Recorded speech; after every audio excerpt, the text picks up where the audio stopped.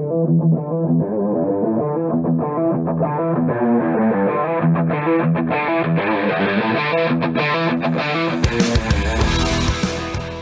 to the Automotive Diagnostic Podcast.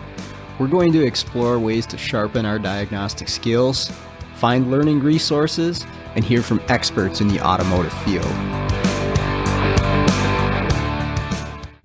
Hey everyone, before we get going with today's episode, I just want to let everybody know that I'm working on getting together Mike and Pedro's E-Prom and programming class here in the Twin Cities, Minnesota area. This would be the first weekend in June 3rd and 4th. This is a 2-day hands-on class where you get to use the tools, solder to the boards, change out EEPROM chips. I've personally taken this class. It's fantastic. You learn a ton. You get to use the tools that you might be considering purchasing before you purchase them, and learn an enormous amount of stuff about what's going on inside of the computer and how we can profit from that as well by fixing, cloning, repairing some of these dead modules. So if you want to know more details on this class, check out episode 71 of this podcast. I had Mike and Pedro come on and explain exactly what it is, but you could probably talk to anybody who's taking it, and they always have great things to say. It was one of the most talked about classes at Vision in Kansas City just recently. So if you're interested in coming to this class, first weekend of June 2022, that would be the 3rd and the 4th of June in the Twin Cities, Minnesota. Reach out to me either through email or Facebook, and I'll get you on the list. All right, with that out of the way, let's jump into the episode. Hey, what's going on, automotive world? Welcome to another episode of the Automotive Diagnostic Podcast. My name is Sean Tipping, and I will be your host for today's episode. Joining me on the show this week is Brian Mann. Brian is out of Cleveland, Ohio, where he runs a mobile diagnostic and programming business. He's been doing this for a long time. He's actually been on the show once before on an episode with Tommy. But Brian's going to sit down with me today to talk about a lot of the things that he runs into out in the field. So we were talking about scan tools, diagnostics, challenging vehicles, and a little bit about work-life balance and how we try to navigate that on top of everything else. We're also going to reference Brian's website and YouTube channel. We're going to be talking about a broken Jeep, and there's a video that you can check out. I'll have the link in the show notes to his YouTube channel, but he also runs a training website, handsonautotraining.com. So I encourage you to check that out if you haven't already. He's got really great content on there. The link to that website will be in the show notes as well. But really enjoyed getting to talk to Brian, and hopefully you'll enjoy this conversation as well. But what I was getting at is just lately it's been, ever since I got back from Vision, I've been playing catch up because, of course, I had gotten back a day late. You know, everybody had trouble getting home that day. And I tell you what, I've been running hard for ever since I got back. What is it? That was the 7th, I think, or the 8th I got back. So, put me back to work on the 9th or whatever, back in the swing of things. So I just been running hard, man, and a lot of trouble cars. I mean, just one tough one after another. And I carry that around like a weight in my head. I did this when I worked at a shop, and I still do it now. When I have a problem car, I go to sleep thinking about it. I wake up thinking about it. I wake up in the middle of the night thinking about it. I'm like, oh man, what didn't I do? What could I have done different, or what am I missing?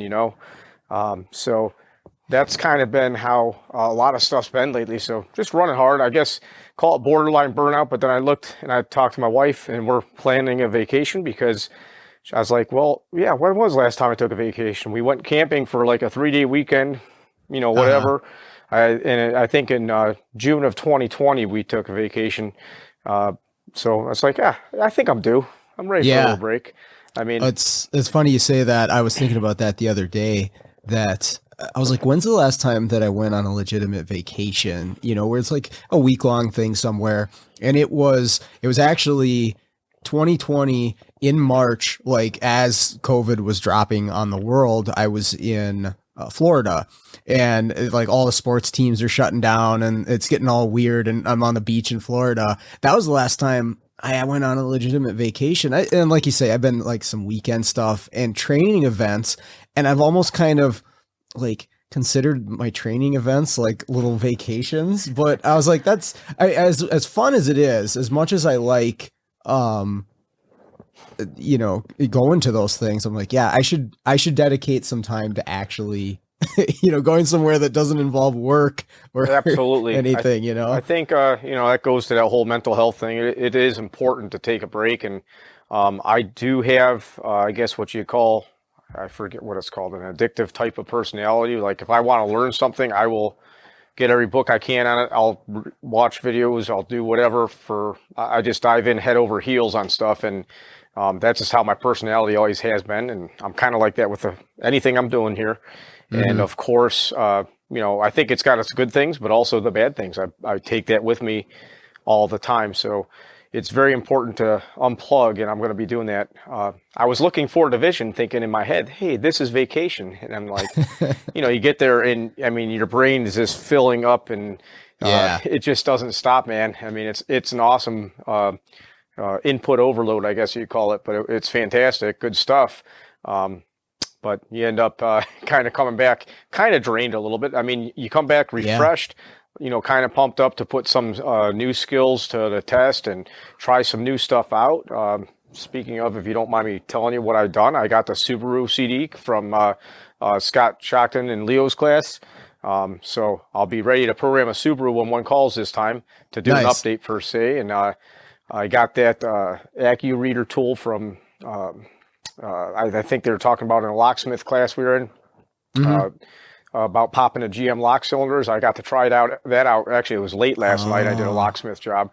And boy, that was nice on 11 terrain. Just broke into the car, popped the cover off, no screws, popped that little tool in there, ignition lock cylinder pops out, put the key code in the machine. I mean, it's like, that's how you do it. Now we're talking. So it was like a little hook thing, right? A little hook that goes into the hole that you'd usually rotate the lock cylinder to push down on a pin. This fits in a hole, and you rotate the tool kind of to get underneath where that the thing is. So it gets in there and pops a tab, slides the cylinder right out. I was like, wow, that's cool. Because normally, just for anybody listening, you have to have the key in the ignition, and you have to rotate it to either the run or the start position, and then go in with a pick and depress the little button, and then you can slide the lock cylinder out with the key. But if you don't have the key, this tool gets around it. Yes. Yep. Okay. I don't know if it's for all. I mean, I bought the 4-piece kit or whatever, but it's just nice going to Vision. I mean, I learned about that. I've seen that tool on all the locksmith, wholesaler websites that I go to. I buy keys, I do stuff like that, but I don't usually buy something until I'm sure it's going to make me money, because I have a lot of stuff that I bought that is not making me money. Yeah, for sure. I've been there too. So I've been trying to, hey, it's only $100, but that was pretty slick. I did that last night. I was happy about that. Like I said, I got the Subaru tool up and running, or should I say I have the software installed. So, those are a few of the little tidbits I brought back. I got the top-down scan tool as well, the Phoenix Smart. So, I tooled How do you like up a little that bit. so far? It's got some glitches. I'm not trying to bash it. And I've actually been on the phone with support for top-down, and they've been very thorough, in depth. They're actually like, can you show us that? I'm like, yeah, I'll show you what it's doing. So I like the speed of it. I'm actually going to make a video review of it. I was trying to, but there's so much stuff to talk about. How do you review a scan tool without going into every single car? But the battery life is amazing. I mean, it holds a charge forever. And also the reporting function, your pre and post scan reports are amazing too. For whatever reason, the top-down makes it very easy to do email reports to myself. And then I forward it from my email, or I attach it to my work order and then email it to the customer. And for some reason, Autel's always been kind of glitchy for me. Probably a Brian operator here. I'll just be the first one to tell you that. But Autel's just not been so smooth. But top-down has that part down. The speed of the tool is pretty good. I've just had some weird bi-directional or special functions with some Ford and some GM stuff that was kind of like, what's going on here? But the cool thing is, like I said, they're the tech support's like, hey, we want to see this. Can we go in there, record it? We want to log everything. So I think they're going to be working on some updates on it. But overall, I like it for a general scan tool. It's another tool in my belt because I have an Autel 608, and then other than that, as far as a generic scan tool, I have my 906 TS still. That thing's getting a little battle worn, and I have a couple of handheld, like little code reader generic $100 scanners too. Sure. So I was reading on that Smart, just going through the website stuff, and the one thing that kind of piqued my interest on it was they mentioned that there's some programming features that are available like through top-down server. So it's not an additional charge and it's done through the tool, if I understood correctly. yes, I have not got the chance to use that. I have kind of like the programming I do. I know what I'm doing. I have the factory tools. And I'm like, I'm not going to take the time. Exactly. I mean, and it's kind of sad. I mean, maybe I should try that. I mean, I'm always surprised sometimes when I use aftermarket tools after using the factory tool for so long, and I plug in a generic tool of some sort and it works. I'm like, wow, that's awesome. That's pretty cool. Yep. So I haven't tried any of those functions yet. So I'm really curious to see what it would do.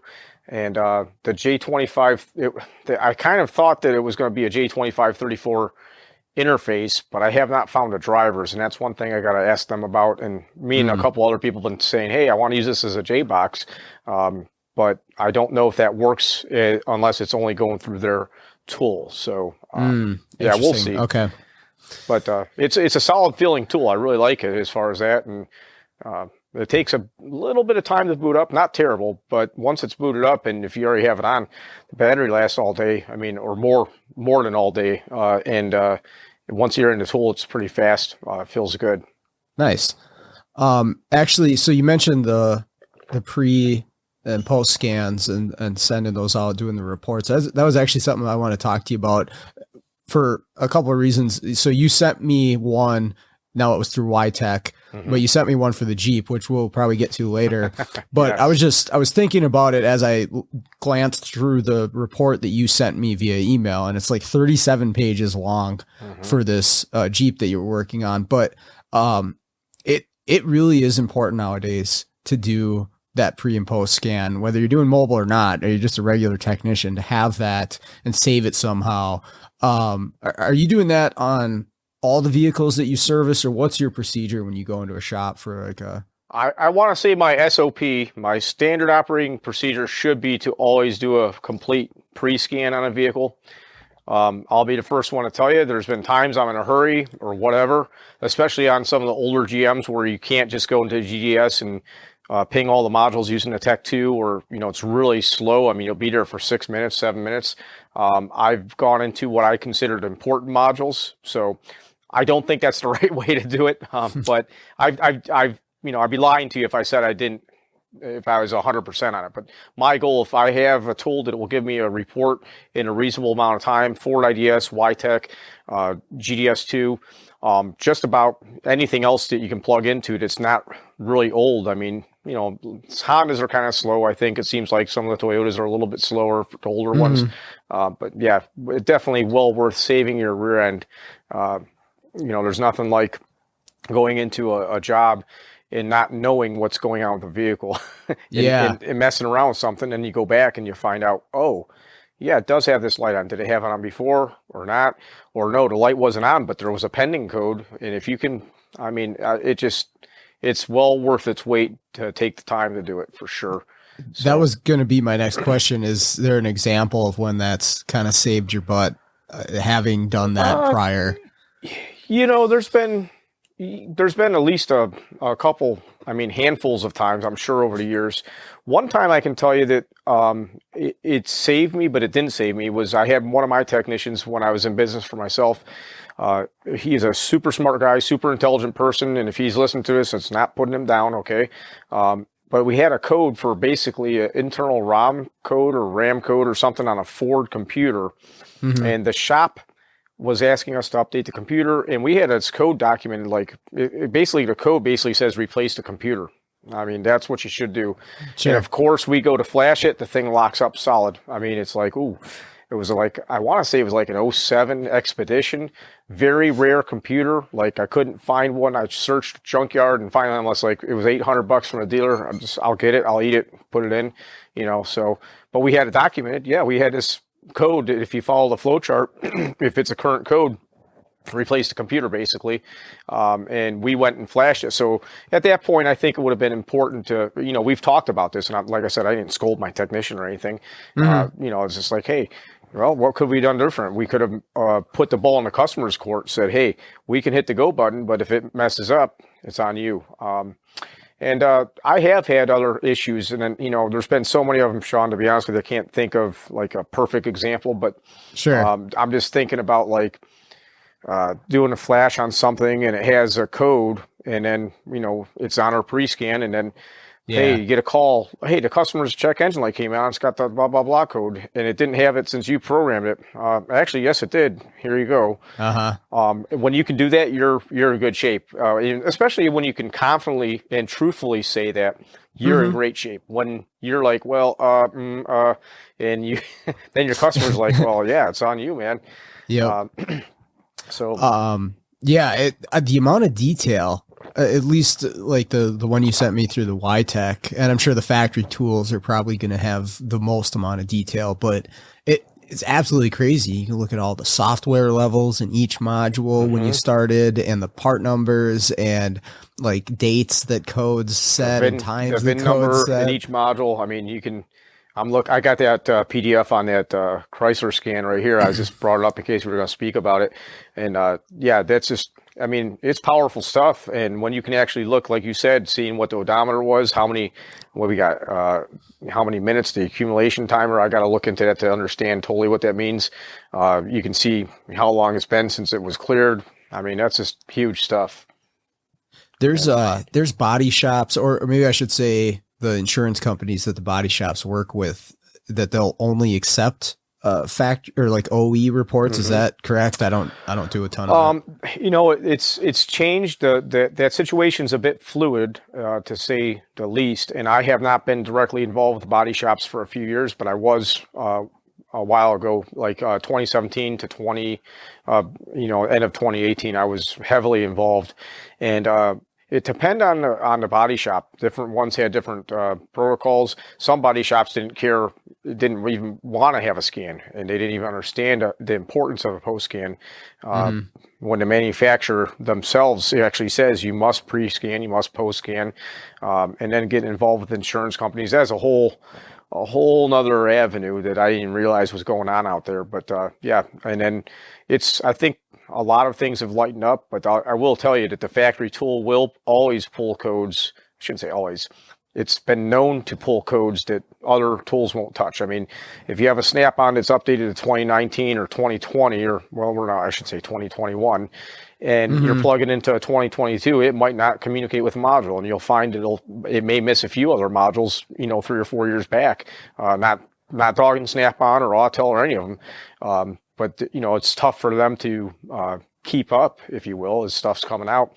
And sometimes they deem stuff not as important to document. They'll actually, how important is this convenience module or whatever, comfort module, when we really care about engine and ABS and airbags, right? That's what the main bread and butter is or whatever. So I don't think they put as much effort into some of those other modules, but those other modules on these newer cars can cause other fault codes and other modules, and the systems are all related. So it's just crazy what we're working on, man. I tell you what.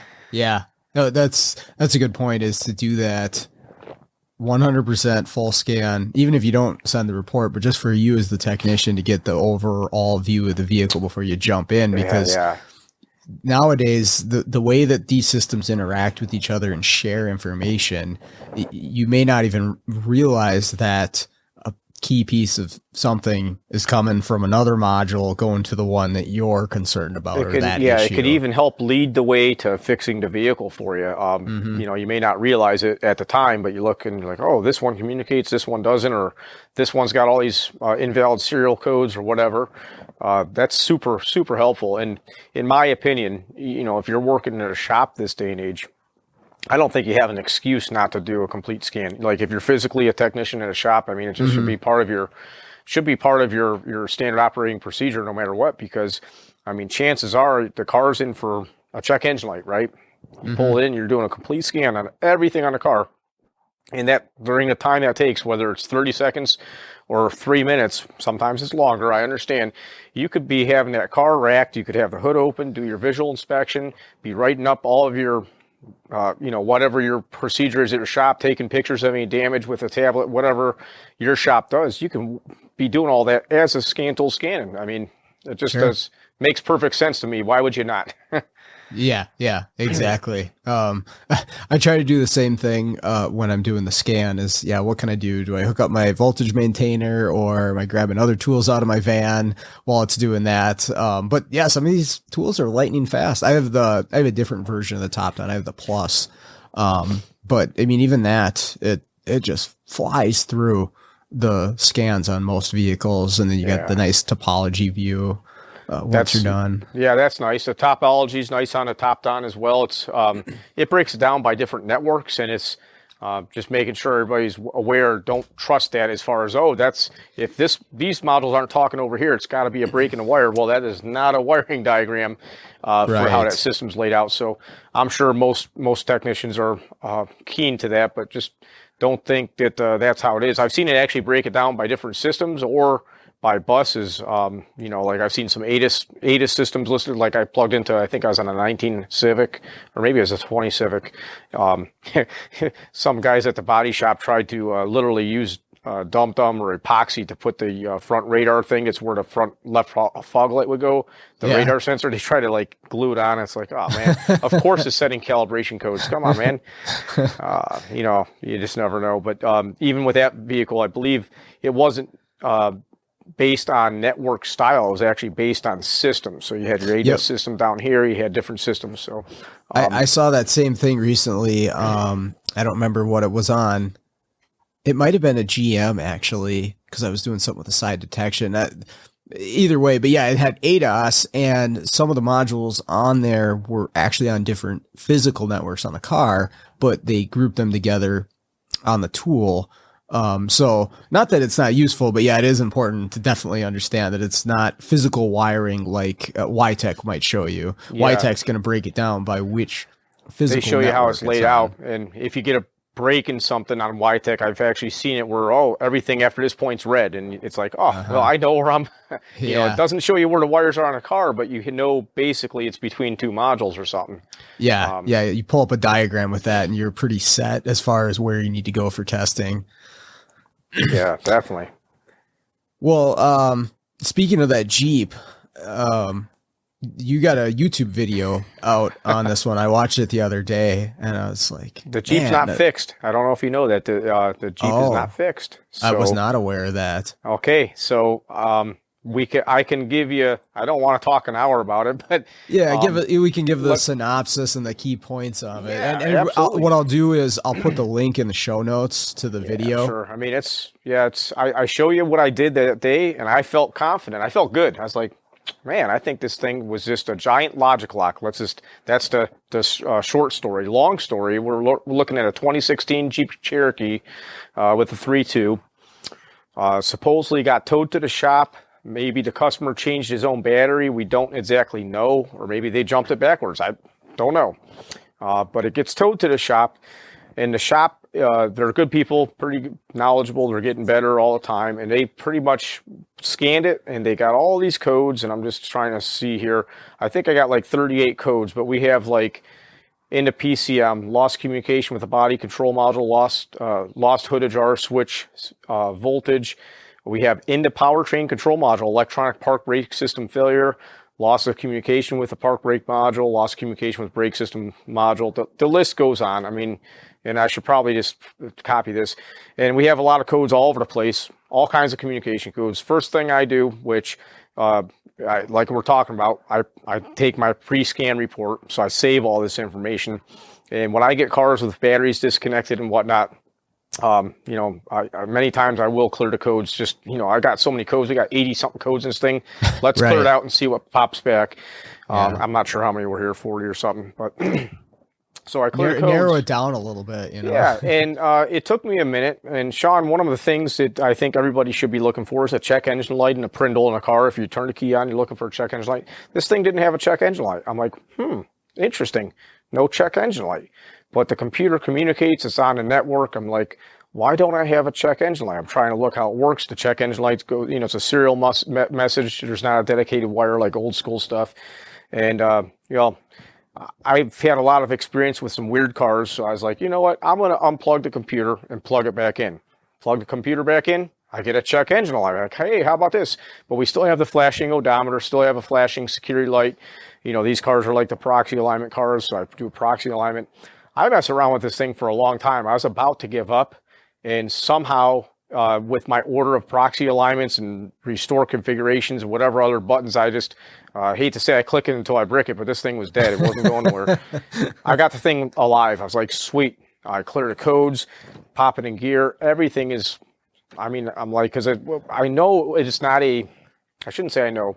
I feel, based on my experience and the problems that I'm showing, it's not a wiring issue. It's not like we have a bad connection, I don't think, because weird things would happen just by, I do a proxy alignment, not touching any connectors or anything.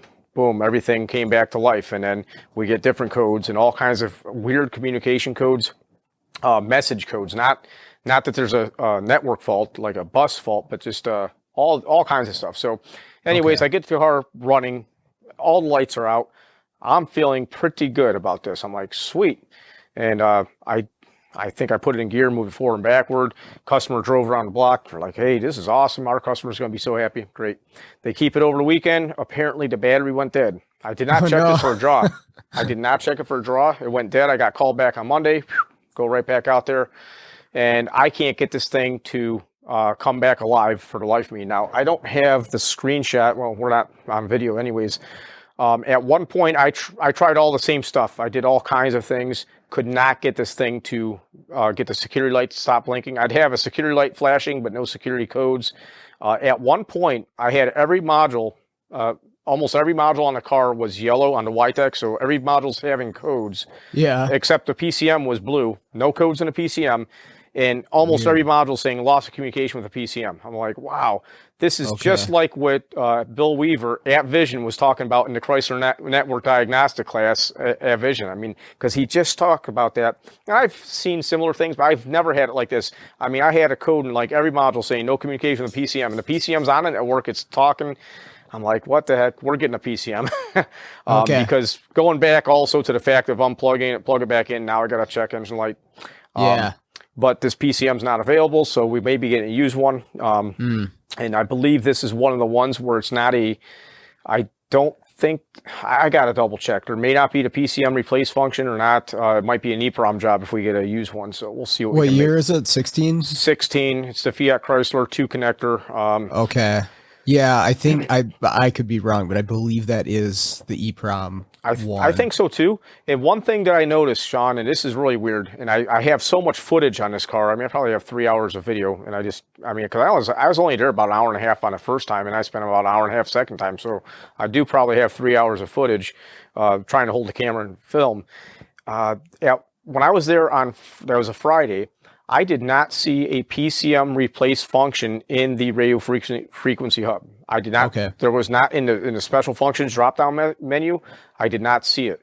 But when I went back on Monday, I saw a little button to click on there. I was like, wait a minute, what's this? Now maybe I missed it. It's very possible, but I'm pretty sure I didn't. But interesting.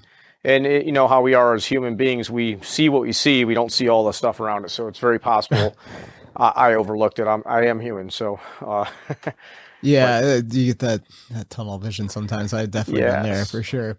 So I'm waiting for a computer. Whether they get they said they were getting a used one. I just haven't heard back. And the company that they're getting it from, I'm not fond of. Just leave it at that. And they told them that it will be plug and play. So which it never is. No, I don't think on one of these. Maybe, could be, I'm not sure. So I have not heard back from them. It was supposed to be in like 3 or 4 days, and that was a week ago. So I should give them a shout tomorrow. I'd like to follow up with that because, this is just weird stuff, and I believe it's a logic lock. Probably had a battery went dead or a draw. Not sure. So I told them, if you put a computer in this, make sure you check for a draw. Yeah, yeah, for sure. There's some weird stuff. Watching your video, I'm just like, there's just some very, very strange issues that cars they get now with the network configurations and all the modules, and it is a daunting task for your average technician to try to tackle. It's tough. A broken vehicle. I mean, and I deal with, say, certain problems. I'm a little bit better at them than the average tech, I think, and I'm still working to get better.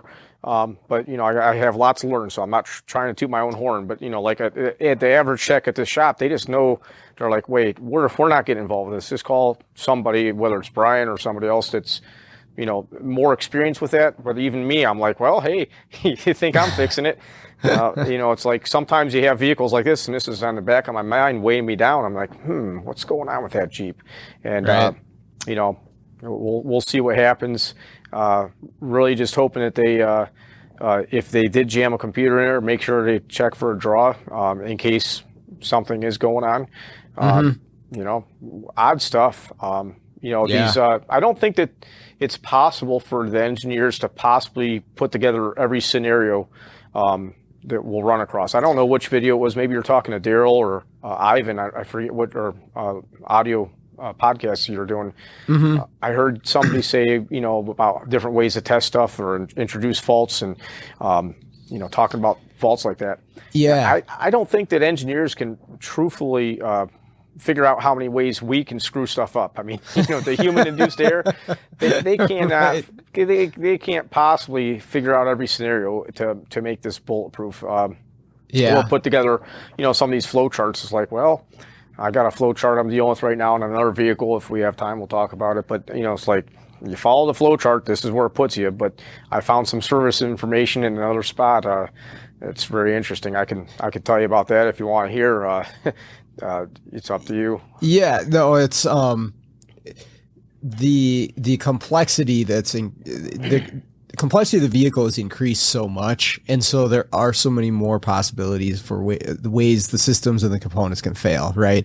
And so, yeah, how can it all be summed up in a little tiny flow chart? And if you ask me, they never really did that great of a job, or at least a lot of them didn't do that great of a job. I've seen some improvement. I don't recall the manufacturers. I can't give them credit, but there was a flow chart recently where it was having you load the circuit with a certain, wattage bulb or something like that. I was like, oh, that's pretty cool to see in a flow chart rather than an ohm check. But, traditionally they're pretty weak as far as what the process that they have you go through.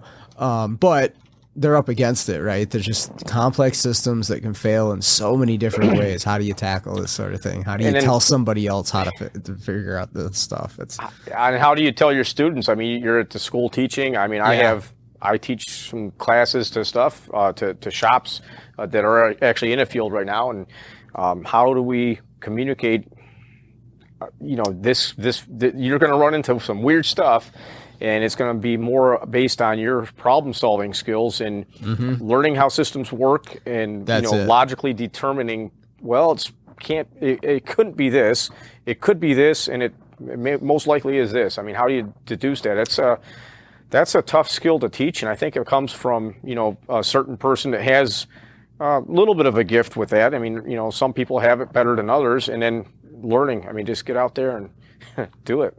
It's that you're right on the money. There is figuring out how to learn something new, maybe on the fly, or just being able to take on something new that you haven't seen before. Like, that's a skill, and that is a tough skill to teach. It's not easy to do that, and not everybody has that skill set, or they're not quite there for that skill set. But man, if you can figure that out, just to take on something new and be like, okay, I'm going to figure out how this works, whatever means that takes, whether that's through testing or reading or talking to people or whatever it is, if you can do that with anything that you're approached with, you're going to be successful. And I mean, even then you're still going to get your butt kicked, but you're going to be much more successful if you can figure something out that you haven't seen before. That's a powerful skill. And we work with it with the students at the college, but it's, again, it's challenging, because they're still trying to figure out the basics, which are also important. You gotta have those foundational, that like what's the word? Precursory knowledge for a lot of stuff, right? You gotta understand all the electrical before we can start talking about trying to figure out how this module, this circuit works. So we set them up with the basics, and then we try to introduce some critical thinking skills to, just figure out how this component works that they haven't dealt with before. Because I don't know, that's what I seem to do every day. Is like I don't know how this thing works. I've never dealt with it before. I haven't touched one of these yet. We're gonna have to go. I mean, I'm very weak on European. Just so you guys know, I always tell that to everybody. It's like I have so many GM Fords and Chryslers that are broken in my neck of the woods that most days I have more work than I can do with just those. So it's like I don't even have time to. I haven't made time. Let's put it that way. I have not made time to go Euro, and I feel overwhelmed when I get down to those cars. I'm like, oh, what am I going to do? And then, hey, wait a minute. This is a Volkswagen. I don't see a check engine light. I go poking around. I found a broken wire for a power feed for a PCM. I'm like, that wasn't so bad. I mean, it's a car. I mean, we can still fix it. It's just, I just don't work on many of them, like that. So, but like you said, maybe they go about it a little bit different way, but they're still getting the same job done. It's very interesting how I still go to shops that I think I've heard you guys saying about no service information. I mean, no wiring diagrams. Yeah. I mean, what are you doing? I mean, well, I can call my buddy. He might be able to give me a diagram. I'm like, I don't even know what to say. You can poke around, but you're going to be having a tough time. That's a fact. Exactly. I got this, transit van. It's on my mind right now. It's shop that they usually do decent diagnosis work, not bad. They got a 2017 Ford Transit full size 350. I can't get a clear story, or maybe I'm misunderstanding. Either got towed to them as a crank no start, or whatever. The tow truck driver I know had to pop the shifter to get it to to brake shift interlock to get it off a flatbed or whatever they did. But they diagnosed it as a bad body control module. And I get called to program a BCM. I'm like, okay, cool. I can do that. And I get there and turn the key on. I don't have any lights. The hazard lights are flashing. The headlights are on, no dome lights. And I have no cluster light up, none of the gauges, or no check engine light, no ABS, no lights. Dash is dead. But if you go to crank, the dash will light up. I'm like, this doesn't seem good. But they're like, we checked everything. It's set in a U3000:49. It's I got the thing up right here. I've been through this before for a minute or two. But it's basically an internal ECU malfunction is what the code says. And I'm like, okay, whatever. Let me just ID it. The body control module's online talking. So I do a PMI IDing off the original, put the new body control module in, turn the key to the run position, the dash lights up. I'm like, sweet, they diagnosed it right. This is awesome. Nice. The headlights are off. The hazard lights are off. Go through the programming. As soon as it's done programming, everything goes back to the way it was. I'm like, okay, that's interesting. I do the security learn. I have no dash lights.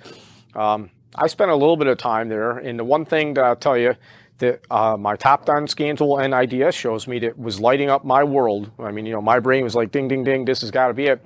There's a data PID I'm not familiar with, but it's called Power Mode Quality Factor. Okay. And that's just basically saying, is it valid or not valid?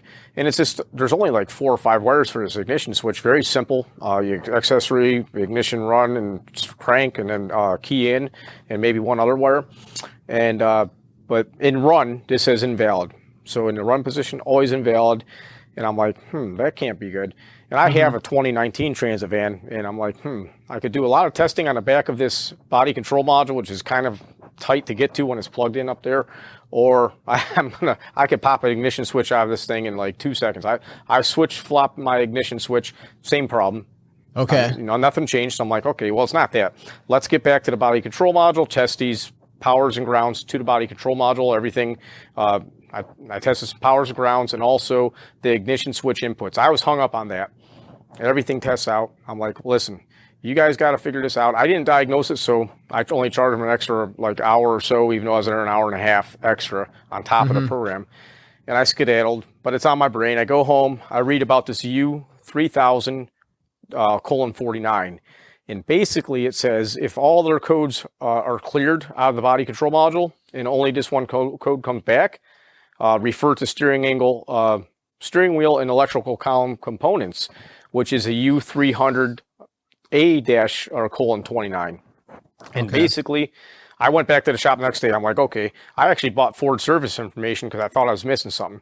I run back to the shop. Boom, boom, I'm going to test this thing out. I test everything, and it comes right to replace body control module. And, they've got Identifix on a phone, and they're saying replace the BCM. And it's like, well, it's doing the same thing. I don't think it's BCM. And, Sean, the learning experience, the takeaway so far for this, vehicle's not fixed yet. This thing has still got the same problem. If you go in all data and type in at U3000 colon 49, I can't speak for Mitchell's or Identifix, but if you type it in and you look under, it comes up on that search bar for description and operation. If you click on that and you go down about 3 paragraphs, Okay. you will come to this thing. There's a section about field effect transistor protection. Okay. So the field effect transistor protection is used with module control software to control the flow on current flow on module outputs. Okay, blah, blah, blah. Keep on reading. A module lifetime is established based on the durability of the field effect transistor. Okay, what does this mean? U3049 is set when the maximum number of activations has occurred. So I key cycle this thing up doing my programming. Sure. Apparently, classic Ford programming, you get the carpal tunnel doing. Yeah, and now basically it says once it reaches predetermined level, this code can't be cleared, and the module must be replaced after the initial fault is repaired. So we have a short or an overload somewhere in this vehicle, and we poked around. I made 3 trips out there now, and the shop's kind of getting frustrated, and we're getting nowhere. And of course, this is a non-PATS vehicle. It doesn't have passive anti-theft as far as transponder and the key reader. Neither does my van, so don't come and try and steal it, but whatever. But it doesn't have that. And of course, the scan tool list basically says, master key present, no, PATS system service mode active. It has all these codes or data PIDs that would make you think you got a PATS problem. Does it still have to do the handshake between the modules? Yes, you still have to kind of like do a parameter reset. Yes. Okay. Absolutely. And I got that done. I followed the procedures best I could. I tried to program keys, even though I didn't know it didn't have them. To be honest with you, I was like, I'll try that after. I spent a lot of time there goofing around, column culvert apart. I'm like, oh, this doesn't even have a key reader. This does not have that. But of course, the shop's kind of hung up on that. And I wouldn't say they're pointing a finger, but they're like, but it says this. And my buddy at Ford says it's got to be programmed. I'm like, dude, I took my top down and plugged it into my van, took a screen with my phone. I'm like, look, I got the same data PIDs on mine saying inactive, invalid, all that baloney. Yeah. And I was like, if that's the case, plug in the original. But we have a short to ground, I believe, or a current overload that's locking this module up. And I mean, this is just a bad design, man. On one of the outputs for the body control module? I'm assuming. Okay. Yes. Yeah. That's what. Interesting. There's let's see. Yeah, we don't have a horn honking. The horn is kind of, actually, that's the one thing that threw me off. The horn fuse would blow, but that's only on that's part of the circuit is only on the secondary side of the relay. So there's like a horn fuse and then a relay and then a horn. I mean, all on secondary side, not on the control side. May or may not be related, but there's a lot of fine print here. And I've been talking to a couple people about this problem. I'm like, man, what's going on? So I got to find time to get back there and try and get it figured out. But this is the type of stuff that's hard. I mean, it's very difficult because we have a code in the ABS setting. I don't have that in front of me, but it's basically saying something about invalid data from the steering wheel sensor module, which I kind of follow that rabbit hole. I don't really find much that would cause. It's like, dude, the key needs to turn to the run position. I need to have a key in run. And it doesn't.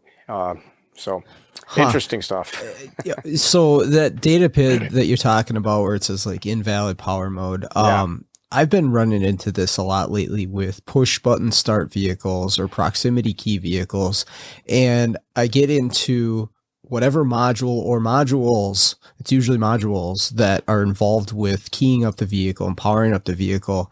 And the data PIDs are so vague and strange. I was dealing with a Subaru, I was dealing with a Toyota, and like you're saying, like it says invalid, or it says something that you would think is a problem, but it's not. Like that's a normal status, but they give you the PID, and some of that stuff is like you got to know that application extremely well, or document, like do some known goods. And I'm actually thinking about that. Like next time I'm in a push button car, I'm just gonna screenshot like the whatever mod, like the keyless entry module or whatever it is, just to know, okay, this is normal for, and I'll document it as a 16 Subaru Outback or something like that. That's a great thing to do, because the data PIDs can be so confusing. Yeah, a lot of Chrysler push button, or even Chryslers with a key. Sometimes the data PIDs are kind of goofy on those, and it's hard to understand. That's a fact. I've had a lot of push button problems on the GMs where, for whatever reason, that 2 amp fuse that really powers up the little ignition button or whatever, that goes bad, and it's an easy fix, but it's not as quick as you'd like it to be. I've gotten much faster. Like, I'm going to check that real quick, because when it's not turning on and all that, super important. One of the things about those the data PIDs, along with a lot of Chrysler diagrams, I look at sometimes, and it's what do they even say? I'd have to look at one, but it'd be like ignition output. It'll say ignition output, and then the other end says ignition output. I'm like, well, I'm assuming that should be hot, right? Yeah. Okay, sounds like it should get battery positive when the key's on or whatever. But who's putting it out? I don't. Which way are we going? I 100% know what you're talking about. It brings me back to, I think, some older Chrysler vehicles, but it would be between, I think, the TIPM and the PCM, where it says like ignition out, but actually it was getting power in on that circuit. Yes. And that is, I had a tech who was confident, and I don't recall the exact scenario, but he was trying to call, I think, PCM, but it was a TIPM, because he was reading the diagram. He's like, well, that's supposed to be the out. I'm like, no. It's really dumb, but it's the opposite direction. It says out, but it's going in. And that can take a technician that's striving to do good and make sense of the information provided to them. Yeah. I mean, it'll just toss your world upside down, man. I mean, especially when you get a PCM that doesn't fix it. I mean, it's like, oh man. Right. That's very, very well, just, I guess just the way it goes. I've mentioned it before on the show, but do you recall old Ford vehicles, like 90s vehicles, and the diagrams that they had? They were so detailed on every circuit. They give you a little, like, there'd be like a word bubble and a paragraph about this circuit. It would say, when the PCM is in the monitor state for the EGR, it pulls this circuit low and looks for, It would be awesome. I remember the good old, that style diagram. You're talking I'm thinking late 80s, early 90s, the TFI ignition. You'd actually, pip spout, start, run, coil, ground. Why do I know that? Because they pounded in my head. I think I only fixed one car with that, right? But anyways, that information was labeled well throughout the diagrams. It was really, I mean, they did a nice job back then. I think, I don't know when Ford separated from working with Hickok. Are you familiar with that company? They're based out of Cleveland here. They did some scan tools for Ford. They were the developer of the scan tools, not IDS or anything like that, but I'm talking to old, was it World Scan, or I don't even remember, WDS or something. I don't know. It was like a big T, I remember. Yeah, they worked with that in different variations of that or something. And I think they really did a good job collaborating and trying to understand. Well, of course, the engineers know how it works. Okay, they know what's up, but they did a good job communicating that to the technician level, which I like to think I'm smart, but I'm not that smart, right? It doesn't take long to humble yourself sometimes, and that's it. So much to know, and you don't know what's going on inside of that box and the strategy and stuff like that, and to have a little bit of help there is huge. It would go a long way. I mean, now as a technician, you got to be looking for that. You got to do your reading, and a lot of people don't do that at all. But man, for the people that are looking, it'd be fantastic if there's a little bit more of that. Yeah. Like some of the stuff, I love Ford's. I know you're aware of it, but Ford's OBD2 theory or whatever for each Yeah, model. it's fantastic. That goes into some detail, and I found some stuff. I'm like, oh, that's why. I can't even remember, but I was looking at some stuff, and I'm like, oh, that's why the idle in my van. I was looking up my ear, and I'm like, that thing just kicks up pretty high, and then boom, the oil drops down. I'm like, oh, and you can tell that's what's going on. I can't remember the details because I ran out of room. I got to clear some stuff out of my brain, that's for sure. I got to focus on learning how to find the information more and less about retaining it, I think. That is a very accurate statement. And so again, I think I've mentioned this on the show before, but I started just noting stuff down in a Google Docs thing. I'll put a vehicle and I'll put a note on it because I'm finding as I do more and more and more stuff, I'll forget something that I did. And maybe that's just getting older. Maybe it's just too much is in my head, but I'm like, I know I dealt with this before. What the heck did I do to fix it? I've looked up my own YouTube videos. I type something in. I'm like, I did this once. I did this 6 years ago. I'm like, holy cow, I forgot. Yeah. And I'm like, oh, look, that's the problem. It's happened once to me. I mean, honestly, one time that's happened. I'm like, I can't remember what it was. I'm like, oh my gosh. Yep. So that's awesome to be good at that. I heard you and Ivan talking about, Ivan has his notebook, and that's great. I have the world's worst handwriting. In fact, if I could write, I probably wouldn't be here now. I'm sure I would have done something not automotive, engineering or something. I'm not saying I would have. Maybe I would have. Who knows? I like where I'm at, and I'm happy where I'm at. To be honest with you, it's good. But my handwriting has just destroyed I can't chicken scratch all day long. So I'm so happy to have computers with Google Keep and Google Docs. OneNote and all the different things. It's just that's what I have to do because I can put it in and I can still read it. Not like going back and I know nobody can see, but he's like, what did he write there? He doesn't even know what he wrote. Yeah, it's bad when you can't even read your own handwriting. But I really had to work hard to try to be legible, and this has been a fault of mine. So I think that it's wonderful to have the technology now. Of course. When I was in school, we didn't have laptops or nothing like that. I mean, they had a Macintosh computer or something. So, isn't that something that they say about doctors? Is they have like really bad handwriting? It's like shorthand or something like that. Yeah, that's what they say. But I just could see myself possibly have done a totally different route. Maybe not even. I don't know. If my handwriting was okay, it would be different. But so that's my excuse. Did it like hinder you in school? Yeah, that's what I'm getting at. Yeah, Gotcha. I did well in physics in high school. I love that. That was my favorite thing. Of course, the mathematics was a lot of times hindering me as well. And back then, I didn't know how to work Excel at all, and they were just starting to use Excel a little bit. And I'm like, well, what's this? This is crazy. Well, that was back in the mid 90s. So a minute ago, but things have changed, man. It's just crazy the world we're living. The information that's available to the technicians if they're looking. I don't practice looking on Google too much for answers. I prefer to learn how to look up service information. I don't like to use Identifix as a crutch, but hey, it's there. If I'm in a hurry, let me just see what's common and see how I would test it. Because if these are common things, doesn't mean I'm going to sell that, but I sure would like to, if there's, 500 of these that are confirmed fixes, let me at least check it. How hard could it be? If it's easy to test, let me go there and test that first, and I can test it. And if it's not the problem, then I move on, or look at a diagram. That's my favorite thing is, if I can see a diagram on something, I have a good chance of figuring out how it works just by looking at it, and that's the best.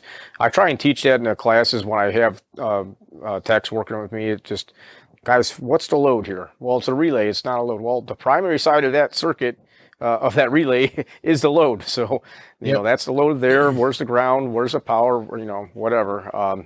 It's so important. If you start thinking like that, you can fix a car faster, in my opinion. And of course, this is all electrical stuff. That's all I really do anymore. So. Which is okay. I would like to swing a hammer at some ball joints or something sometime. That has its place, guys. I tell you what, for sure. I can hang some iron and do some work like that, and satisfaction. Look, I fixed a car. Yep. you know, Yep. Well, there's sometimes. a lot of value in being able to actually do the repair, do the fix. Yes. So there's a place for that. Yes. And I've been talking to so many people recently about the importance right now and going forward of specialization too, right? Like guys that are really good at hanging ball joints and struts and alignments, like that shouldn't be looked down on by anybody. No. I tell my students too, like be good at that. You're going to make a lot of money and people are going to hire you and be very happy to have you.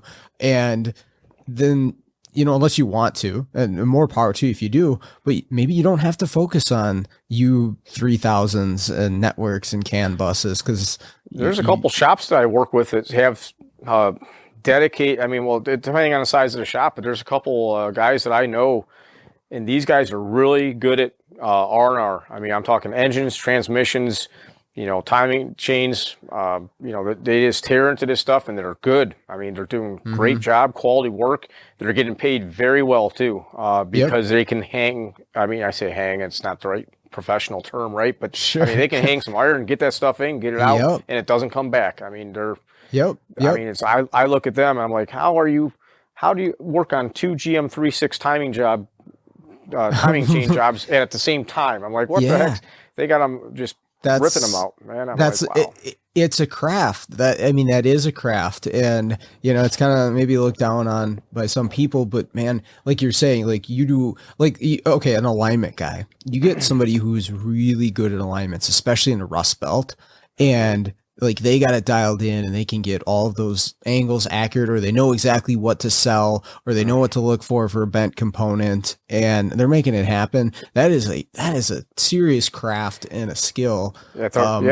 And there's nothing wrong with I mean, being that person and pursuing that if that's what fuels you, right? For me, it's the diagnostics. Like that's my passion. I want to go that way. So I'm going to specialize in that. And if I never do another alignment or brake job or anything, I'm fine with that. But and I got to that point, and I think I got decent at hanging parts or whatever, ball joints, tie rod ends, struts, and timing chains. Well, actually, it was more timing belts. When I was 2011, I really stopped wrenching. I mean 2010 actually. So but I think I heard you talk about the GM31s, 34s. Man, I love those intakes. Dude, the 3.8 intakes, that's the one thing that Dorman did right. The kit that they had, that was the stainless steel one. No, the 3.8, the plastic kit that they had, the upper plenum with the gasket. They'd sell a Felpro gasket kit with the upper plenum. I've hung, I don't know, hundreds of those things, and it was a good quality thing. But that stuff, I enjoyed that. I got a 3.1 or 3.4 intake. I'd tear through those things so fast, and it was gravy. I loved it. That was a craft. I enjoyed it. But then, I found my other passion here, which is the diagnostics, and really I looked at it. I was trying to find another way to make a living. I was just like, I think I'm going to try something else out, and that's what I did, and it worked out well, and I enjoy it. But there's nothing. I don't ever want to sound disrespectful to anybody that's a technician doing brakes and ball joints and tires. I mean, if you're out there working on cars to make a living and you're supporting yourself or your family, there's nothing wrong with that, man. And it's so disheartening seeing the way, I mean, to this day and age, mechanics are looked down upon. I mean, right. Not by everybody, but it's just not, I mean, it's like, wait a minute, you're wanting the cheapest person to work on the most expensive thing and the most complex thing that you own. I mean, come on. Yeah, right. Well, I think the nature of what it is right now, it's coming around and people are figuring out like, okay, being as shops are like 2-3 weeks booked out for work, and your average customer is like, okay, I can't get my vehicle repaired for 2 weeks. It's becoming more of an important commodity to find somebody who can actually repair your vehicle correctly. And hopefully people are getting compensated properly to do so too. I think we're around in a corner where, there's a like you said, there's a shortage of technicians. As there's always been a shortage of good technicians, but now even Just in general. I mean, and the parts problem. I've seen if I had a video on my phone to show you something. Well, I do have it. I was using the hand tech here and used my little hand tech scope, looking at some signals. And I don't think I have. I was working on a video, and we got a blind spot module that's hanging down on a Chrysler here. You know, the ones that are piggyback each other. Sure. They got all the wrong modules, and I don't know if it's coming out so you can see it, but I'm over I here. can see it. I'm over here. It's like, man, I got three junkyard modules. Nobody knows which one's which. And when I bust out the scope and showed the technician, well, here's the data line, and I'm watching for when it goes dead, unplugging, plugging. Man, he was floored. He's like, that's it. I got to learn how to do that. I'm like, well, there you go. Absolutely. Yeah, that's a cool feeling to. I was doing something similar with it was a Jeep Compass the other day, and the horn didn't work, and it's the dumbest thing in the world. So the horn switch, it's the pad on the horn. It's just a normal switch. It goes into the cruise control switch, which is also on the steering wheel, and then the cruise control switch takes that horn switch and then puts it onto a LIN bus that goes through the clock spring into the cluster, which then goes to the TIPM, which then goes to the horn. I mean, it's like, oh boy, all over the place, man. It's just a horn. But anyways, the clock spring was shorting 12 volts to that LIN bus. And so the funny thing is the cruise button had separate circuits for the cruise itself. So you could press the cruise button and you could see it change on the dash. So even though the tech recognized that there was a LIN bus, he never thought it was a cruise switch because you could change it with that. Well, the LIN bus, I don't know if there's probably other stuff on there, but one of the things is the horn.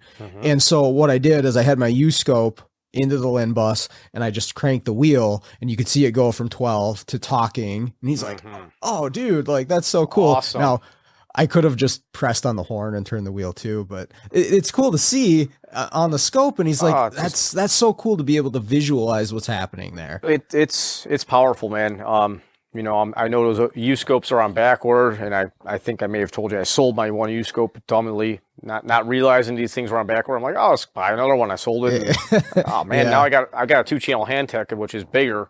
But it's Pico's my favorite, but Sure. It's just it's a little bit bulky to get that thing out. It's not like I have a diagnostic cart that's sitting there. I got to go to my van, get it out, lug it out. Yep. So the hand tech's great. I had a great run-in with a technician. I should say, I can't say technician yet. I don't even know if mechanic. Let's say younger tire person, maybe early 20s. And this guy, he wants to learn, and he asked me, "How do I get to learn?" Because he sees me go in their shop, twice a week. I'm there doing whatever.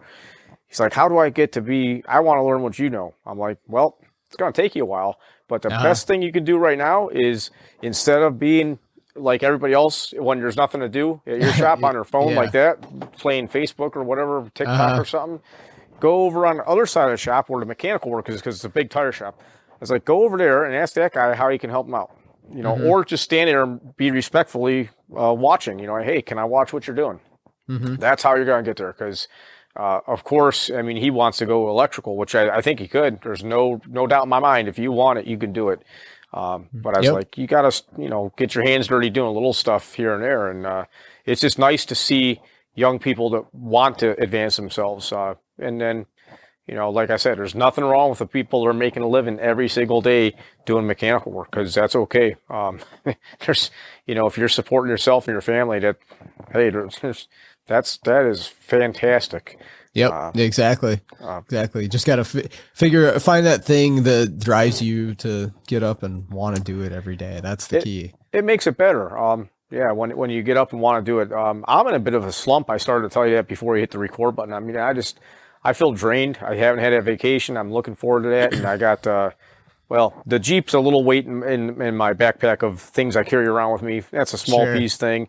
That transit is heavy on my mind. I've got like a bunch of jobs I've been pushing off through the weather because I know the vehicle's going to be outside. So I'm just like, I got so much stuff. And man, it's like, sometimes you get worn out and it's just nice to, I appreciate listening to your podcast or, watching Scanner Danner or Eric O or any of those guys, man. Everybody's doing great work to boost our industry, that's motivating. And then thinking about Super Saturday coming up, I think I'm going to get out there. How about you?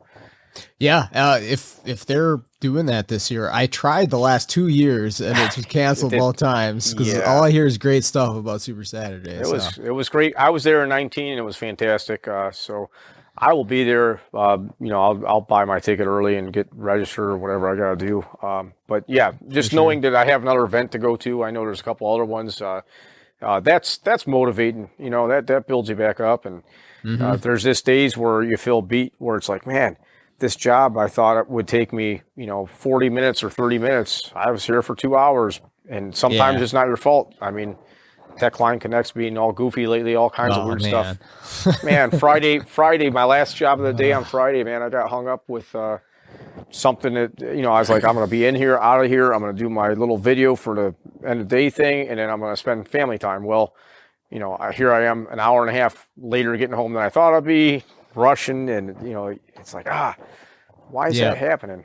TLC has been just I'm getting my butt kicked. I do a lot of transmissions because I have a lot of transmission shops, and for whatever reason, since they switched over to TLC in September or whatever it was, I found, it's happened to me 4 times now, and I avoid it if I have options with IO terminal, but sometimes I don't have the original module. So an 09 to a 2012 GM truck, 6L80 or 90, and actually 2 of these have been 90s. 2 of these have been 2500s. It goes through the process, it programs, it gets to the end, it says verifying update with vehicle or vehicle's processing update. That's like, it's after it says complete on the programming thing, and then it bonks me. It goes through 2 more times. It gives me an error message. Well, then the thing's a no com. Although you can recover it with IO, but if you don't have the original file, it makes it tricky. So I've been messing around. You got any version files? We gotta get you set up with some of those. Yeah. Well, see, the problem is the virgin files. Then you still got to try to do it with SPS, and so I mean, you said these were used because I've been versionizing them sometimes. If I don't have these are brand new AC Delco. Brand new. Really? Modules. Yeah. Really? So it's not the, as far as I can tell, it's not the part. It's something on TLC's side.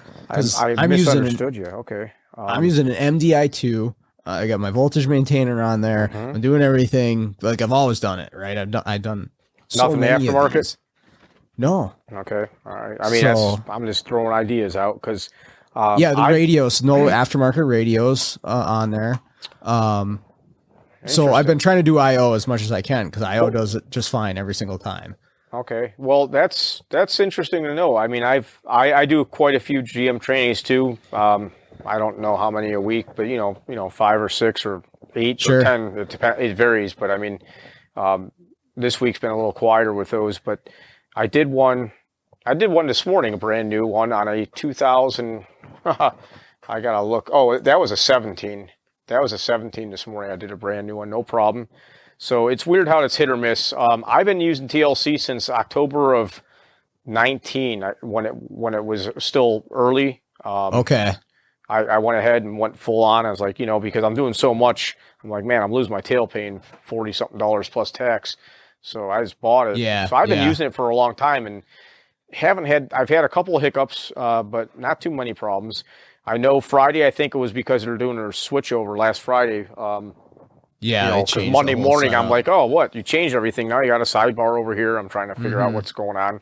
But I've been successful. I can't complain, man. It's been pretty solid for me. A lot of guys have trouble, and I'm like, no, I don't have that much trouble. And then, well, until I have trouble. Yeah, hopefully we're not sounding too boring for your audience, man. I hope just sharing with you whatever I'm thinking.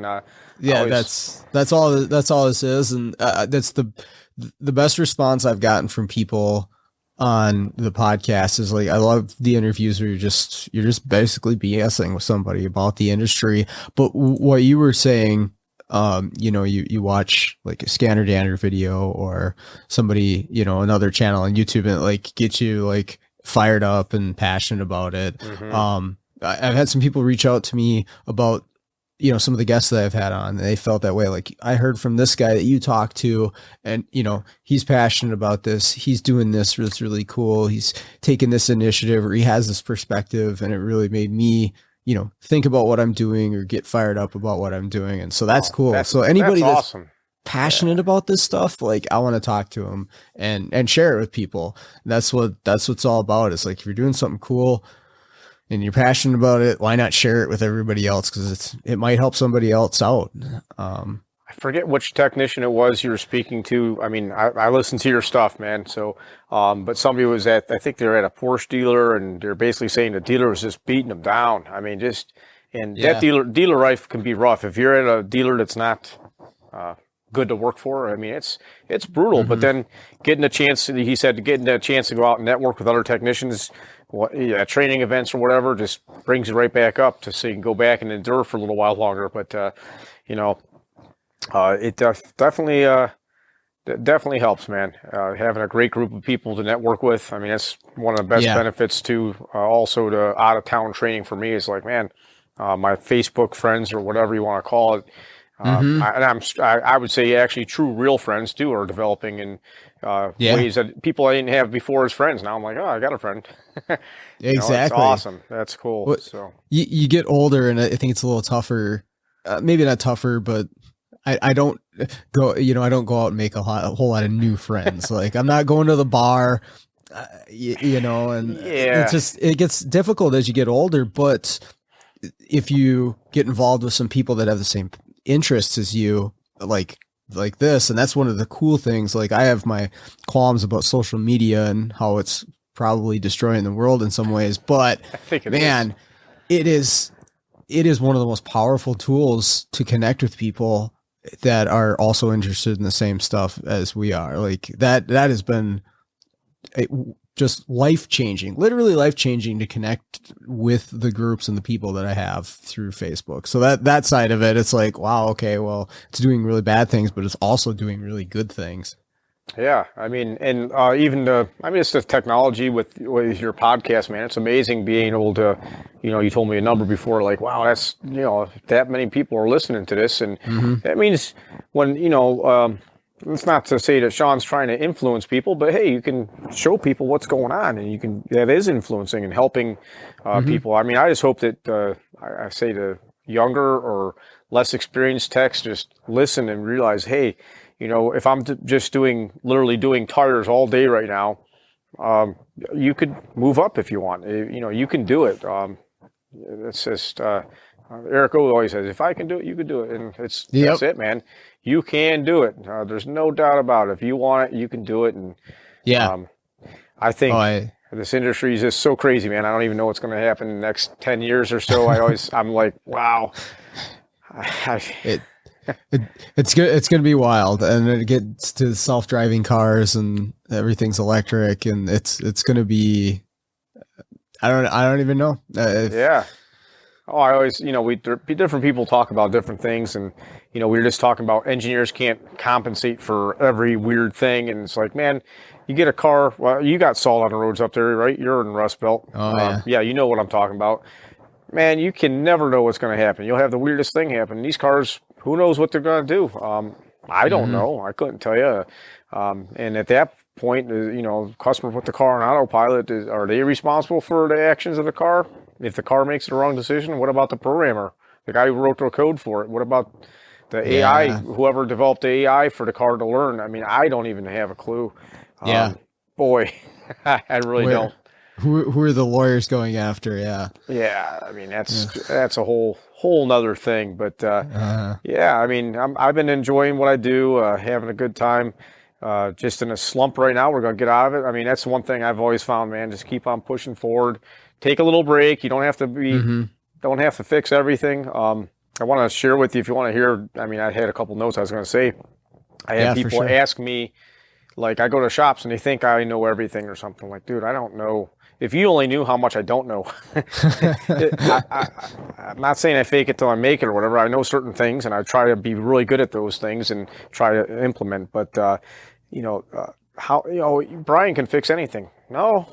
I've had cars kick my tail, whether I was at a shop or here or there. I mean, I've had some stuff just, and I'm getting better at things, and I can look back and learn from those experiences.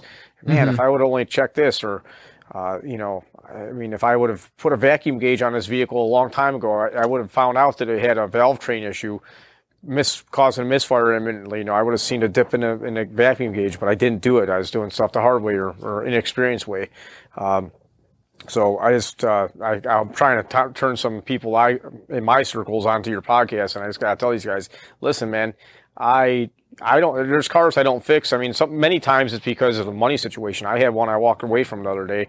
I charged half of my normal diagnostic rate. I had found in 1 hour, I found a corroded in half module. I found a broken CAN bus wire and a blown fuse on a Chevy truck that hasn't ran in years. Like an '08 Tahoe, and this thing is rough. I mean, really rough. And everybody who's in their neighbor's been into this thing. Yeah. And I'm like, you know what? I'm gonna give you guys a deal. I'm only gonna charge you this much now, and I'm deciding to walk away. I usually don't do that. I mean, I've had a few cars I have on camera that one I walked up to and I was about to quit, but I stuck with it and I got it going. But boy, it's I don't want to say. You don't have to be a hero for everything. It's like I've talked to other people. That's a tough thing in my head. It's like, no, I have this ego. I want to be the guy that fixes the car. Yep. And sometimes it's not profitable for anybody to be messing around with certain things, and shops don't like to hear that. The owner of the vehicle doesn't want to hear that. But I was just curious if you had any take on that. Like, when do you walk away? Oh no, I'm definitely the same way where, I'm presented with a challenge and I want to meet that challenge. And, the solving of the puzzle is part of why I do this. And so, either not taking it on or giving up on it is just like, I'm like, I don't want to give up on this. And like you say, it keeps you up at night. You're thinking about it. But I had a Toyota recently where I just had to be like, dude, like there, like you said, there's been so many people in it and so many modules have been replaced, and it was just a disaster. And there's wires spliced everywhere and it hadn't run in years. And I'm just like, I literally don't have the time to sort through all of this. Like it's so much. And I actually offered him, I was like, if you tow it to my house and just leave me be with it, I'll eventually figure it out. But otherwise, I don't have the time to run out here, spend 2-3 hours on it, come back 2-3 hours on it, because you're not going to like the bill by the end of it. And I physically don't have the time for it. So right. I don't know. I don't know where it went, but that was one I passed on. So you do have to know when to say no, especially if you're running a business and you want to be yeah, that's the other thing too. It's like you have to, I mean, whether you're a shop owner, there's certain jobs that maybe isn't the best fit for your shop. I mean, and no shop owner likes to do that, especially if they're like some of my old bosses are like, no, we say yes to everything. I'm like, oh boy, it's not our job to tell a customer the car is not worth it. I'm like, yeah, the lift is going through the floorboards, it's rocker panels are crunching as I put this thing up. There's nothing left, man. But let's do a ball joint and sell them some struts, whatever. That's rough. Definitely challenging. I always think about all these different vehicles I've seen recently. I'm trying to ponder here. Yeah. I had a Charger the other day that was kind of interesting. I hadn't run into this before. I've seen lots of mechanical misfires on Dodge engines, so that's not uncommon. This was a 6.4 in a Charger, not a Challenger. But it was the SRT version, so it was the big V8, and it had a dead miss once you started this thing up, and they had done the usual coil plug injector swaps, because that's usually what they do before they call me. And I go in, I do the foot to the floor and crank it, and you could hear it right away that it was a dead hole compression. Okay, well, let me at least figure out what it is. And so I went in cylinder, and this is on cylinder 8, which is passenger side, back of the head. And I look at the waveform. Have you ever seen a waveform of a GM or a Chrysler where the cylinder is shut down based on like the AFM, like where it stops valve movement? Yes, I have. And it's a peak, and then it's just a round portion at the bottom, and then another peak, and then a perfectly round portion. And then, so I've seen this before. So I knew as soon as I saw it, I'm like, oh, these valves aren't moving. Neither the intake or the exhaust. I'm like, okay, well, this must be because they have the MDS, they call it on Chrysler. I was like, it must be an MDS problem. But I look, and cylinder number 8 is not one of those cylinders. Okay. It's, I forget the cylinders, but it's not 8. Like I think it's 6. 4, 5. I don't even know. It's a couple on the one bank and a couple on the other on Chrysler. Yeah. I just was looking at one the other day. I forgot. And so it's like, well, that's really weird that I'd have both valves not moving on cylinder 8. Now, here's the other thing too, depending on, because you could crank it and you could actually get some compression out of it. And then once you got it started up, that's when it would drop. And then sometimes after it had dropped, it would continue to have no compression cranking. So it was kind of like in and out, like but you could hear it at times, like that cylinder could make compression. And then other times not. I was like, oh, that's really weird. So we looked at it. And what we ended up finding out was somebody had the head off of that side at one point or another for something. I don't know what, but the lifter assembly has 4 lifters, 2 for cylinder 8 and 2 for cylinder 6. And it's in a plastic carrier. It's actually pretty similar to the GM engine, which those I've had apart a lot. The Chryslers, I've never personally taken one apart. Well, I guess you can take this 4-piece lifter assembly and you can flip it around and you can bolt it in there. Wow. So then cylinder 6's lifters, which is a shutdown cylinder, end up on cylinder 8 and vice versa. And so you get the oil pumping in there and it just shuts those those lifters down. Wow. And the shop didn't know how this happened. They're like, it came in this way. They're like, okay, well. Wow, I never knew that could be switched. I mean, I never had that apart either.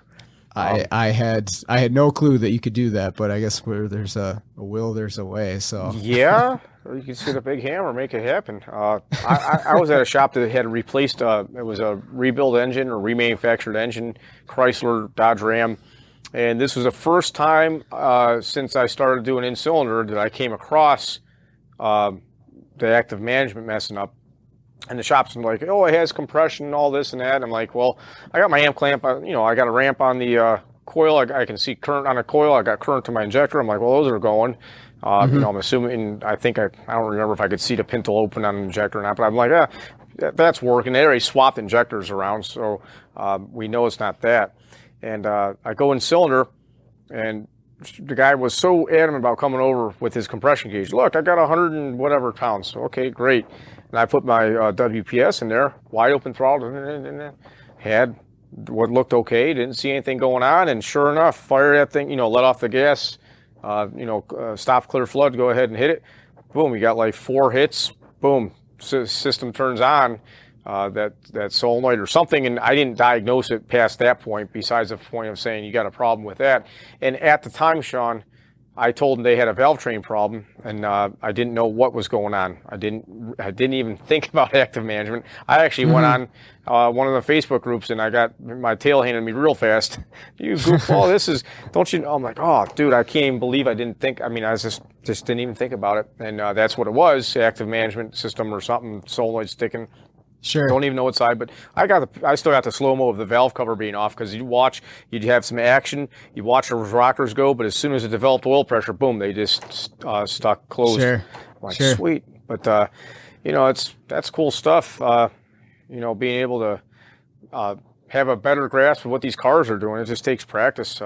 Man, I keep on telling myself, I wish I had just a day just to play with, like, say, one car and do nothing else. I mean, just one car with my scope, and you go in cylinder, we could play, cam crank, we could scope out everything on it and just have that just as practice. But it never happens, man. It just never have enough time in a day. Right. Yeah. That's the thing. It's there's so many things that I think we've had this chat before too. There's so many things on your list of things to do. Man. Or that you want to get accomplished, and looking behind my shelf, I got that, whatever that tool is. I heard you talk about the CAN bus tool. I bought it, but I never even hooked it up yet. It's still sitting there. I just haven't had time. I got so much stuff, bro. So many things I want to do. I know there's a couple of technicians in the area might be putting together some scope day or some sort of day, just a shop day to get together in my area. It's not not exactly my area, but not too far away, 30, 40 miles away, no big deal. Mm-hmm. That'll be awesome if we get some guys that just want to hang out and learn and shoot the breeze. And you learn so much when you have like-minded people together and, sharing what they're hey, this is how I'm setting my scope up. Oh, why you do it like that? Well, I always do it like this. And, oh, well, I've been doing it the hard way all this time, right? I mean, there's just so many fun things to learn like that. So I Definitely. love it. It's a good time. Boy, the mobile business is fun. I think you're going to enjoy yourself. Yeah, I mean, you already are, I think. Yeah. I'm excited for sure. And so we'll see what happens with that. Oh, I'm sure you're going to kill it, man. It's going to be good. Do you have a lot of competition in your area for mobile guys?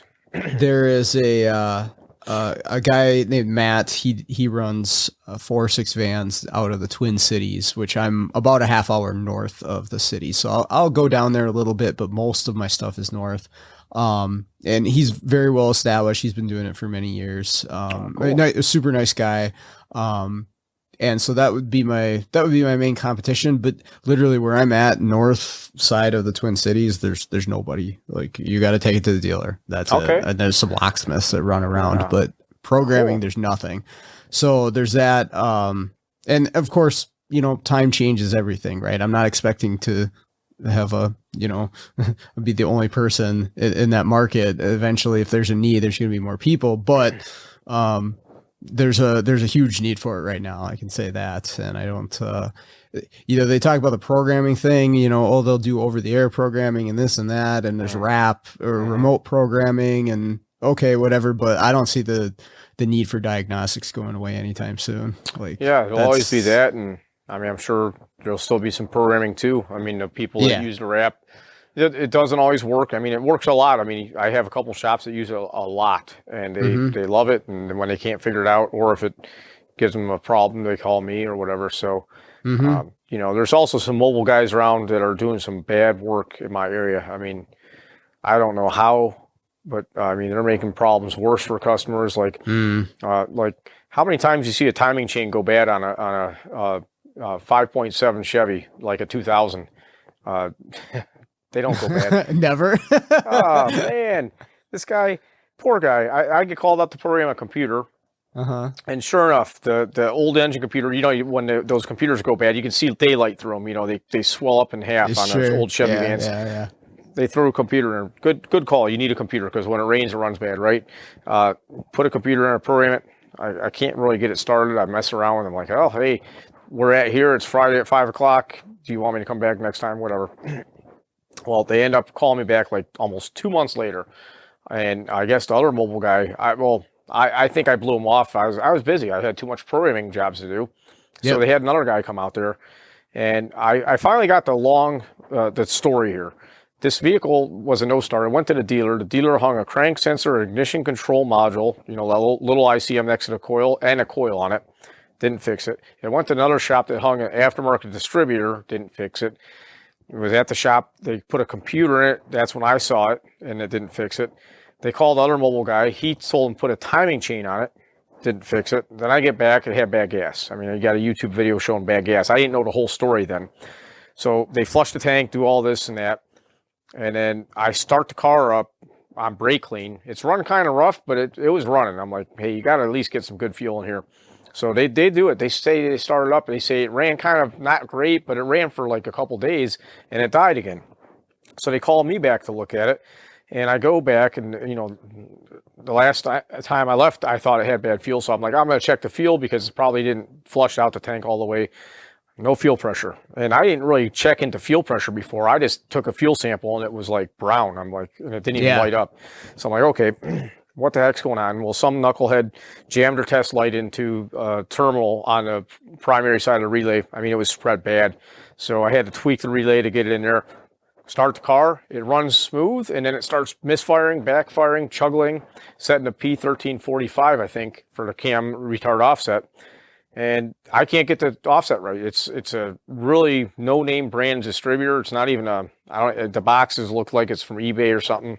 Sure. So I was like, you guys got to get a distributor on this. They, well, it didn't need a distributor. It didn't need this. I'm like, well, They thrust the distributor from AC Delco, fired up, perfect. Thing runs, purrs like a kitten, man. But it's like, how many? I mean, it's like, this is terrible. It was bad gas in a bad computer. I mean, the computer was broken, I guarantee you.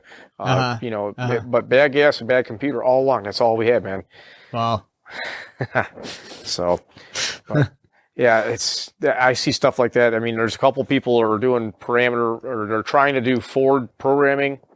They don't do a parameter reset. They'll just program keys, and the keys are in the cluster, and they've replaced the engine control module. I'm like, you don't need 2 keys for that. You just got to do a parameter reset. And they got, a brand new locksmith key, and I'm like, man, somebody's running around messing with dealer fleet mode too. I don't know what that is. I still don't understand. You ever see clear fleet status or fleet status?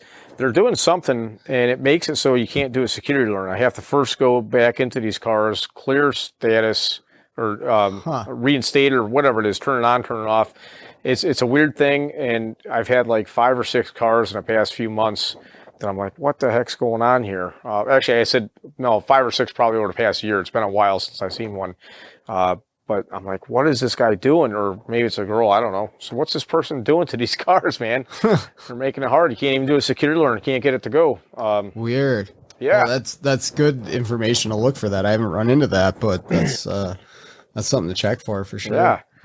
Well, man, I appreciate you having me on the show. I mean, you're doing awesome work. I hope you keep it up, man, because I'm sure it takes a lot of time to take the time to interview people, takes the time to edit it, and whatever. The interview, I don't ever feel like that's a burden on my time. I really enjoy this conversation, so this is well worth it. And the editing stuff, that's a bit of a time consuming thing, but it's like I say, it's been valuable for me, and I've had response from other people saying it's valuable. So yeah, I'm gonna keep on rolling with it because I enjoy doing it. So awesome. But thank you for spending your time with me. Hey, really thanks a lot for having me, Sean. I really appreciate it. Like I said, I'm making sure I tell everybody to listen to this podcast because there's so much to learn. Just from hearing other techs, man, you can learn so much. Well, and I'm going to do the same. Why don't you just give a shout out for your hands-on? Hands-on Auto Training is the website, handsonautotraining.com. Guys, there's some free resources up there. I'm not saying it's exclusive stuff, but there is some free stuff you can get to, links and different things. And also there's, the membership site. I try and keep it very affordable is the word, it's very inexpensive. So I have some great stuff up there, the same stuff I teach. I got the YouTube channel too. There's a lot of good stuff on YouTube too. Like, subscribe. I'd appreciate that. Yeah. I'll put links in the show notes for all that stuff too. Thanks a lot, Sean. Okay, that's going to do it for today's episode. I want to give another big thank you to Brian for joining me on the show this week. Again, if you're interested, make sure to check out his YouTube and website. I have the links in the show notes. That's handsonautotraining.com. I also want to thank everybody for listening. Really appreciate it. But with that all out of the way, let's get out there and start fixing the world one car at a time.